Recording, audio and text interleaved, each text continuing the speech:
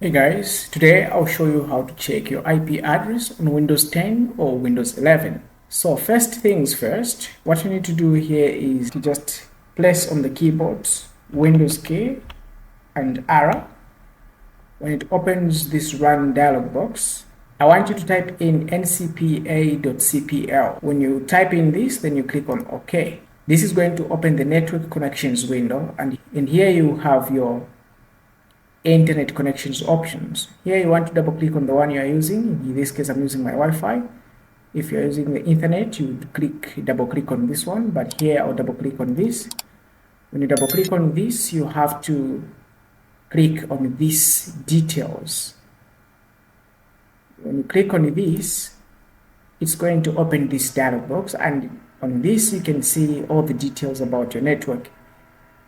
And here you have your IP address. You have this address here, and this is one way to see or find your IP address on your computer. There's the second method to find or see your IP address on your computer.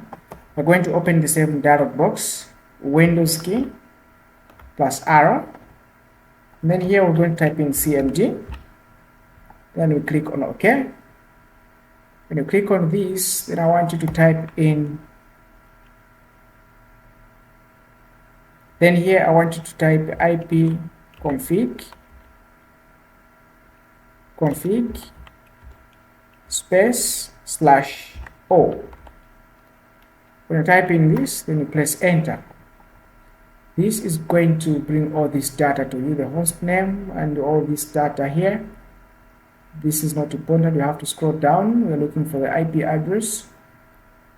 When you scroll down here, you should be able to see the IP address somewhere. We have the IP address here. Oh yeah, we have it here, the IP address, and you can see it's there. This is how you can find and know the IP address of your computer. Thank you for watching. If this video is helpful, please leave a subscribe. Please leave a like on this video and subscribe for more videos like this. See you in the next one.